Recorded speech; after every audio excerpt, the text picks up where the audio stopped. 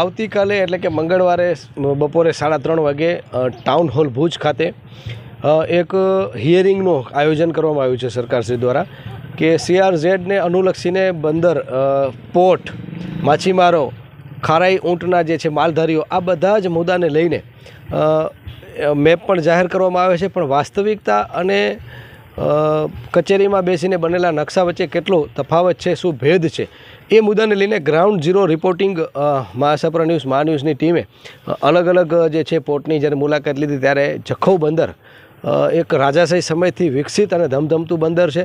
તો શું છે મૂળ વાસ્તવિકતા અને બનેલા નકશાની વચ્ચે શું તફાવત છે?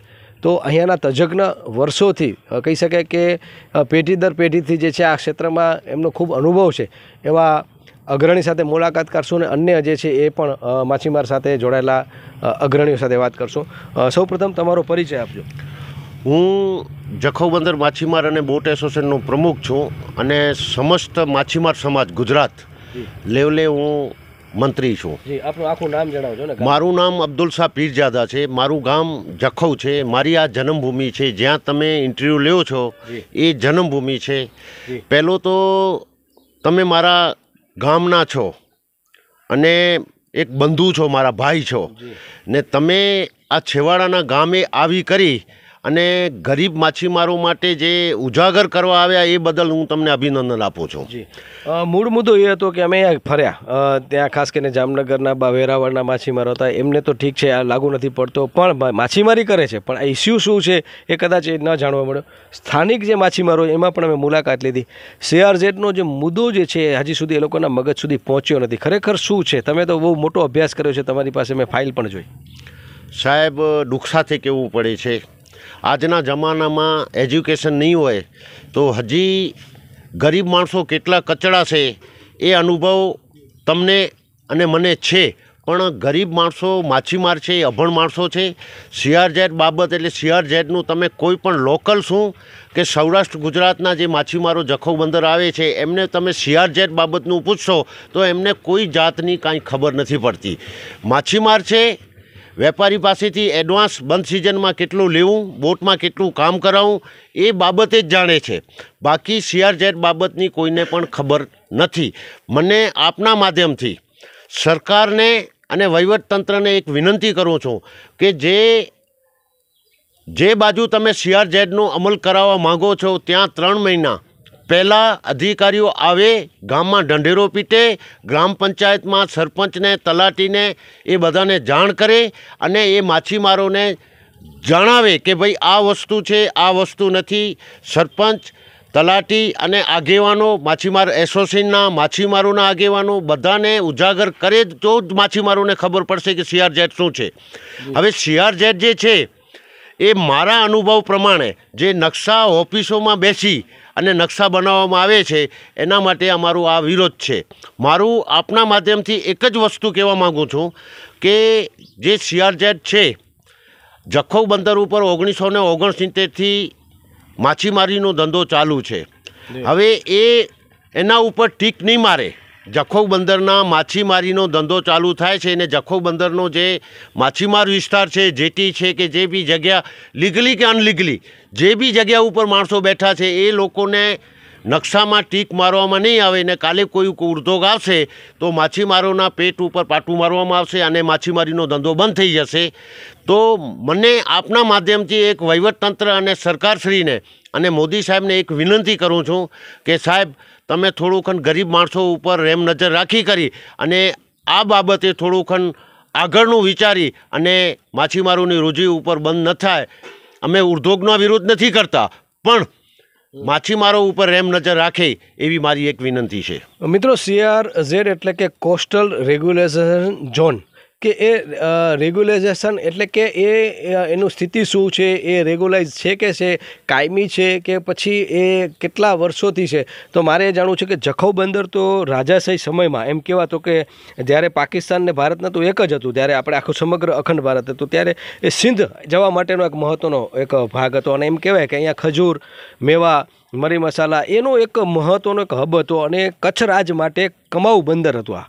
તો એ બંદરની ઇતિહાસ શું છે જખૌ બંદરનો ટૂંકમાં વાત? જખૌ બંદરનું આરબ કન્ટ્રીથી પહેલેથી રાજાશાહી વખતમાં તમારો ને અને મારો જન્મ ના હતો, આપણા બાપુજી દાદાઓનો એ લોકોને બધી ખબર હશે, પણ મારા બાપુજી અને વડીલો પાસેથી સાંભળવા મળેલ એ અનુસંધાને જખૌ ગામે 1100 વર્ષ એક મોટો કબ્રસ્તાન છે. એ લિપિ તમે જોશો તો તમે અક્ષિચત થઈ જશો એ લિપિ જોઈ કરીને. જખૌ બંદરનો અને આરબ કન્ટ્રીથી લાકડો, મરી મસાલા, ખજૂર, સૂકો મેવો અને લાકડાથી જે મોટા મોટા લાકડા એ વાણો દેશીમાં જે સઢવાળા વાણ હતા એમાં એ આવતું હતું. અને જખૌ ગામમાં તમે જુઓ મોટી મોટી વખારો છે. એ જે ઇતિહાસ કહે છે કે મોટી વખારો શેના માટે હતી, શું કામ હતી, એનો ઇતિહાસ કહે છે. એ મને કહેવાનું કે તમને કહેવાનું જરૂર નથી, પણ આંખે દેખ્યો અહેવાલ તમને આજે પણ બતાવશે. હવે CRZ પ્રકરણનું હું તમને કહું કે CRZ જે હમણાં ઓનલાઈન થઈ ગયું છે, ઓનલાઈનમાં કોઈ માછીમારને ખબર પડતી નથી. જે ભણેલ ગણેલ છે તમારા ને મારા જેવા કોઈ આગેવાન હોય કે બીજા કોઈ આગેવાન એમને જ ખબર પડે છે. પણ CRZ બાબતનું માછીમારોને મગજમાં બેસાડવા માટે બહુ અઘરી ચીજ છે. જો નકશામાં ટીક મારેલ નહીં હોય, જેમ ખેતરોમાં સર્વે નંબર અને નકશામાં હોય છે એમ ટીક મારવામાં નહીં હોય, તો જે તે જગ્યા ઉપર સરકાર અને ઉદ્યોગોને જે પણ જમીન ખપશે એ જમીન ત્યાં ઉપર કબજો કરી અને માછીમાર હશે કે જોઈ બી હશે, કોઈ પણ હશે, ત્યાંથી એ જમીન લઈ લેવામાં આવશે અને ત્યાં ઉદ્યોગ બનાવવામાં આવશે. ઉદ્યોગ બને એમાં કાંઈ વાંધો નથી, પણ એકને મારી નાખીને બીજાને જીવિત કરવું એ અમારા માટે વિરોધ છે. જી, તો કોસ્ટલ રેગ્યુલેશન ઝોન જે છે એ CRZનો જે મુદ્દો છે એમાં જે નકશામાં અહીંયા શું દેખાડવામાં આવ્યું છે? તમે નકશા બાબતે કંઈક અભ્યાસ કર્યો છે? અહીંયા પોર્ટ દેખાડવામાં આવ્યું છે, માછીમારી ક્ષેત્ર દેખાડવામાં આવ્યું છે, બંદર દેખાડવામાં આવ્યું છે, શું દેખાડવામાં આવ્યું છે આપણા જખૌના વિસ્તાર? જખૌ બંદર ઉપર એક્સપોર્ટ થાય છે એક નિમકથી થાય છે આર્ચિયન કંપનીનો. એ જ ખાલી પોર્ટ બતાવવામાં આવ્યું છે અને જખૌ બંદર બતાવવામાં નથી આવ્યું. જે માછીમારીનો ધંધો છે, જે સરકાર 200 કરોડ રૂપિયા ખર્ચ્યા છે માછીમારો માટે. માનનીય વડાપ્રધાન શ્રી હાલના જે છે એ જખૌ બંદર ઉપર જે ફિશરીઝ હાર્બર પ્રોજેક્ટ બન્યો એ 2006માં દેશને લોકાર્પણ કર્યો અને 200 કરોડ રૂપિયા જે ખર્ચ્યા છે એને બતાવવામાં નથી આવ્યું. ફક્ત ને ફક્ત જે મીઠાનું લોડિંગ અનલોડિંગ થાય છે, લોડિંગ થાય છે ને જે વિદેશમાં જાય છે એનું જીટી બતાવવામાં આવી છે, માછીમારીની જીટી બતાવવામાં નથી આવી. જી, તો અન્ય એક અગ્રણી મળી. શું નામ તમારું? જુમાભાઈ. આખું નામ? મારો જુમા ઈશાક વાગેર. જી, તો કેટલા સમયથી તમે અહીંયા માછીમારી કરો છો? મારા જન્મથી ત્યાંથી જો વારસાગતમાં ધંધો છે. વારસાગતથી જો. તો તમને ખબર છે જે આવતીકાલે જે હિયરિંગ થવાની છે ભુજ ટાઉન હોલમાં, એના વિશે તમને માહિતી ખબર છે? નહીં, કોઈ જાતની હજી સુધી પંચાયતમાં બી કોઈ જાતની નોટિસ અમને નથી આપી કે આ વસ્તુ આવે છે, આ નકશા છે, આવી રીતે આમાં અહીંયા થશે, આવી રીતે એનું હિયરિંગ છે, એવી રીતે કોઈ જાતનું અમને સમજાવવામાં હજી સુધી આવ્યું નથી. CRZ વિશે કેટલું જાણો છો? CRZ વિશે તો આજે જ અમને બધી વિશે તમે આવ્યા બધું ખબર પડી કે આવી રીતે CRZ છે, કે આ લોકોનું ઓનલાઈન નકશા બનાવી નાખ્યા ઓફિસોમાં બેસીને, એવી રીતે જ આ બધું કરવામાં આવે છે. હવે આનું અમને કોઈ રીતે પૂરી રીતે સમજાવવામાં આવે તો અમને ખબર પડે. ડાયરેક્ટ હિયરિંગ થાય તો એ તો નહીં શક્ય નથી. એક તરફ જે વાત કરી પ્રમુખશ્રી કે 200 કરોડનું અહીંયા જેટી બનાવવામાં આવે છે માછીમારો બંદરને જે છે પ્રોત્સાહન આપવા માટે, પણ વાસ્તવિકતા માટે અહીંયા કોઈ આવ્યા હતા સર્વે માટે? તમને કોઈ ખ્યાલ છે? મામલતદારશ્રી કે પછી કોઈ રેવન્યુ અધિકારી કે કોઈ આવ્યા હતા? કોઈ જાતનું કર્મચારી આજ સુધી આવ્યો નથી આ બાજુ. શું નામ તમારું? મામનભાઈ વાગેર. કેટલા આપની ઉંમર કેટલી છે? 65 વર્ષ. 65 વર્ષ. એટલે મને લાગે છે કે આઝાદીના બહુ તમે જે છે એ વડીલો તો તમારે વાત કરતા જ હશે. આ બંદરની જાહો જલાલી કેટલી હતી? એકદમ સારી. જી, પણ માછીમારનું કામ ચાલે છે તેને મારે અંદાજે 30 વર્ષ થઈ ગયા અહીંયા. હા, અહીંયા જમીન ઉપર, સરકારી જમીન ઉપર અમે બેઠા છીએ અને પોતાનું કુટુંબનું રોજીરોટલુનું સવગણ કરીને બેઠા છીએ. કેટલા માછીમારો હશે સ્થાનિક અને બહારના લોકો? ઓછામાં ઓછો સ્થાનિક 12,000 જેવા માણસો હશે. 12,000 મતલબ એટલા તો માછીમારો, એટલે કુટુંબ ગણીએ તો ચાર 12 ચોક ગણતા એટલે 40 થી 50,000 લોકો અહીંયા ડાયરેક્ટલી ઇનડાયરેક્ટલી રોજગારી મળતા. જી જી જી. તો અત્યારે CRZ વિશે કેટલું જાણો છો? જી, CRZમાં તો અમને કાંઈ ખબર નથી કે CRZ એટલે શું. જી, હિયરિંગ થવાની છે જે આવતીકાલે મંગળવારે અને 27 તારીખે 3:30 વાગે ભુજ ટાઉન હોલમાં. તો અહીંયા કોઈ ઢોલ કે દાંડી કે કોઈ એવા કોઈ ઓફિસર નથી આવે, કોઈ અમને જાણ નથી કરી. એ તો તમે આવ્યા તો અમને ખબર પડી કે CRZ શું છે ને કાલે ભુજમાં મીટિંગ છે, તમે અમને બતાવ્યું કે ભાઈ કાલે તમે આવવાના છો મીટિંગમાં? જી, આવશું. જી, તમે પણ મીટિંગમાં આવશો? જી, અમે આવશું સાહેબ. જખૌ બંદર ઉપર એક કહાની બહુ મોટી છે બાપુ. તમારા માધ્યમ દ્વારા વહીવટતંત્ર અને સરકારને એક વિનંતી કરું છું કે જખૌ બંદર એક છેવાડાનું ગામ છે. ભારત દેશનું એ છેલ્લામાં છેલ્લું ગામ છે. બાજુમાં સરહદી વિસ્તાર છે, પાકિસ્તાન દેશ છે. જખૌ બંદરમાં વિકસાવવા માટે હું કોઈ પોલિટિક્સથી સંકળાયેલો નથી અને મને કોઈ પક્ષથી વાંધો પણ નથી ને હું પક્ષનો કોઈ પણ કાર્યકર પણ નથી. પણ દુઃખ સાથે મને એક કહેવું પડે છે, પણ જખૌ બંદરે જ્યારે દેશ આઝાદ થયો ત્યારે નહેરુજીએ એક પહેલાં ભવાનજી અર્જણ ખીમજી હતા, એમને કીધું કે ભાઈ જખૌ ગામથી કે કચ્છમાંથી કે ગુજરાતમાંથી કોઈ પણ હિજરત પાકિસ્તાન બાજુ થવી ન જોઈએ. એના માટે એક કચ્છોલ્ટ નામનું એક કારખાનું બનાવવામાં આવ્યું અને તે વખતે માણસોને રોજીરોટી મળે એના માટે કચ્છમાં 3 કારખાના બનાવવામાં આવ્યું. એક કચ્છોલ્ટ જખૌમાં, ભારત સોલ્ટ મુંદ્રામાં અને યુનાઇટેડ કંડલામાં. માણસોની હિજરત અટકી અને એ પછી કચ્છમાં કલેક્ટર કરકે 60થી 63 1960થી 63માં ખાબડે કરકે કલેક્ટર આવ્યા અને દેશના છેવાડાના બંદર ઉપર એક મત્સ્યોદ્યોગનો ધંધો વિકસાવી અને દેશની સરહદ અને દરિયા કિનારો જાગતો રહે અને સિક્યુરિટી એજન્સીઓને બાતમી મળે એના માટે એક સરકારમાં એક ઠરાવ મોકલ્યો. એ ઠરાવને અનુસંધાને 1987માં એ ઠરાવ મંજૂર કરવામાં આવ્યો અને 1998-99માં જખૌમાં ફિશરીઝ હાર્બર પ્રોજેક્ટ બનાવવામાં આવ્યો અને 18/12/2006માં માનનીય હાલના વડાપ્રધાન શ્રી મોદી સાહેબે અને તે વખતના સીએમ ગુજરાતના મોદી સાહેબે એને ઉદ્ઘાટન કર્યું અને લોકો માટે અર્પણ કર્યું. આ 200 કરોડ રૂપિયા ખર્ચાણા.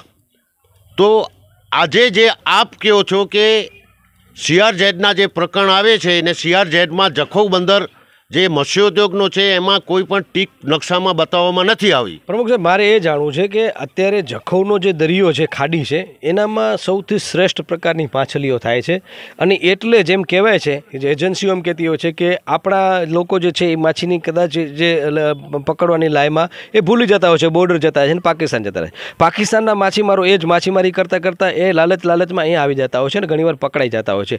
પણ એ મૂળ મુદ્દો શું છે એવું બધું કે પાકિસ્તાન અને ભારતના લોકો જે છે માછીમારી માટે આ મહત્વનો ભાગ છે. તો મત્સ્ય ઉદ્યોગને કંઈ નજરઅંદાજ કરવામાં આવે છે? કેટલા પ્રકારની માછલી પકડાય? પહેલાં મારે એ પૂછવું. સાહેબ, મને ન કહેવું પડે છતાં પણ હું સમસ્ત માછીમાર સમાજના મંત્રી તરીકે મને ન કહેવું પણ છતાં પણ દુઃખ સાથે કહેવું પડે છે. બીજી એક ગર્વની વાત એ છે કે જખૌ બંદરની 1969થી આજ દિવસ સુધી કોઈ પણ બોટ પાકિસ્તાન સરકારે કે પાકિસ્તાન મરીન સિક્યુરિટી પકડી નથી. પકડી છે તો ઓખા છે, પોરબંદર છે, માંગરોળ છે, વેરાવળ છે, દીવ છે, ત્યાંની બોટો પકડાય છે અને પકડાય એમ જ છે કે હિન્દુસ્તાનના જે બી મોટા ડેમો છે એના ઉપર મોટા બંધ બાંધી દેવામાં આવ્યા છે.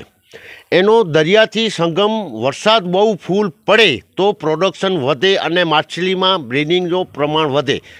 મીઠું પાણી જે પડે તો એના હિસાબે તો હિન્દુસ્તાનના જે મોટા દરિયા છે, હિન્દુસ્તાનના જે મોટા ડેમો છે એના ઉપર મોટા બંધ બાંધી દેવામાં આવ્યા છે. એના લીધે દરિયાથી કોઈ પણ મીઠા પાણીથી સંગમ નથી થતું. એના કારણે જે પાકિસ્તાનમાં સિંધુ નદી અને હબ નદી 24 કલાક દરિયા સાથે વહે છે આજની તારીખમાં, પણ ત્યાં બિલિંગ અને માછલીનું પ્રોડક્શન વધારે થાય છે અને લાલ પરીની લાલચમાં એ ઈરાનની ખાડીમાં અને પાકિસ્તાનની સરહદમાં સૌરાષ્ટ્ર અને ગુજરાતની બોટો, જખૌની બોટો ઓપરેટ થતી આજ દિવસ સુધી કોઈ પકડાણી નથી ને હું ગર્વથી કહું છું એ માછીમારો ત્યાં જખૌના પાકિસ્તાનની સરહદની બાજુમાં માછીમારી કરવા જતા નથી. જે જાય છે એ ઓખા, પોરબંદર, માંગરોળ, વેરાવળ, દીવ ત્યાંના અને વણકબારાના માછીમારો પકડાય છે. એ માછલીની લાલચમાં વયા જાય છે, એના કારણે પકડાય છે. અહીંયા કોઈ એવું ડ્રગ્સ કે કોઈ દેશ વિરોધી એવું કોઈ ખાસ કરીને દ્રવ્ય પકડાણું હોય કે એવી કોઈ વ્યક્તિ પકડાણું હોય એવું કોઈ બન્યું છે ભૂતકાળમાં? હાલે જે 2-3 વર્ષમાં કાંઠા વિસ્તારમાં, જે જખૌમાં નહીં પણ જખૌની આજુબાજુમાં જે નાના નાના ટાપુ હોય કે કોઈ એવો વિસ્તાર હોય ત્યાં અમે સોશિયલ મીડિયા અને પેપરમાં એવું વાંચ્યું છે કે આજે 2 પેકેટ પકડાણા, આજે 3 પેકેટ પકડાણા.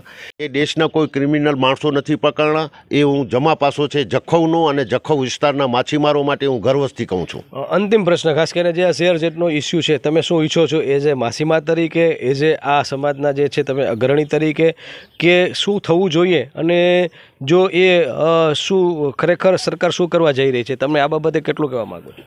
સાહેબ જુઓ, તમે આ લાયજામાં જે ફેક્ટરી આવવાની હતી ઝેરી રસાયણ બનાવવા માટે, એના માટે જે લોકોએ ઘર્ષણ કર્યો છે સરકારની સામે છે, લોક સુનાવણી રાતના 11 વાગ્યા 10 વાગ્યા સુધી ચાલુ હતી. એ અનુસંધાને અમે પણ લડતમાં તમારી સાથે, આ લોકોની સાથે જ છીએ, લાયજા વાસીઓ, કચ્છવાસીઓ સાથે.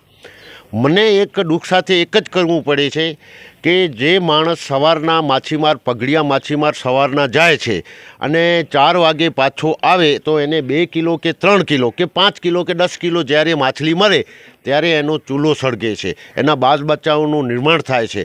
તો હું સરકારને આપના માધ્યમથી અને મોદી સાહેબને અને CM સાહેબને, પટેલ સાહેબને એક વિનંતી કરવા માગું છું કે તમે એક માનવ રહિત માણસો ઉપર રેમ નજર કરી ને જે પણ વર્ષોથી ચાલતો આવે છે એવું તમે રાખો અને CRZનો પ્રતિબંધ કોઈ પણ બંદર ઉપર, કોઈ પણ ઠેકાણે, ગુજરાત આખામાં કોઈ પણ માછીમારોને તકલીફ ન થાય એવી હું આપના માધ્યમથી હું વિનંતી કરું છું.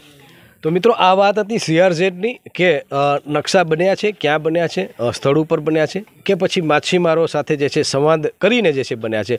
મૂળ મુદ્દો છે એક તરફ રોજગારીનો, એક તરફ જે છે પરંપરાગત જે છે વ્યવસાયનો, અને બીજી તરફ CRZને જે લઈ આવી અને ઉદ્યોગોને પ્રોત્સાહન આપવાની વાત છે કે પછી રેગ્યુલેશન કરવાની વાત છે કે પછી જે છે એ આ બાબતે કંઈક નવું કરવાની વાત છે, એ તો સમય બતાવશે. પણ વાત એ છે કે વાસ્તવિકતા સાથે આ ઘટના જે છે આગળ બનશે તો ચોક્કસ મન લાગે છે કે આપણે ભૂતકાળને લઈને વર્તમાનમાં જે જીવવાની વાત છે. અન્યથા જે છે એ અહીંયા રૂબરૂ આવીને નકશા ન બન્યા હોય અને એ નકશા બનાવીને પછી CRZનો મુદ્દો પ્રકાશમાં આવે અને હિયરિંગમાં પણ શું થશે એ તો સમય બતાવશે. પણ હાલ આ મુદ્દો અત્યારે કચ્છમાં ચર્ચાનો મુદ્દો બન્યો છે. રાહુલ ગંડેર, ઋતુરાશિ અને રજા સાથે, રમેશ ભાનુશાલી સાથે, જયમલસિંહ જાડેજા, મા ન્યૂઝ, જખૌ બંદર, કચ્છ, ગુજરાત.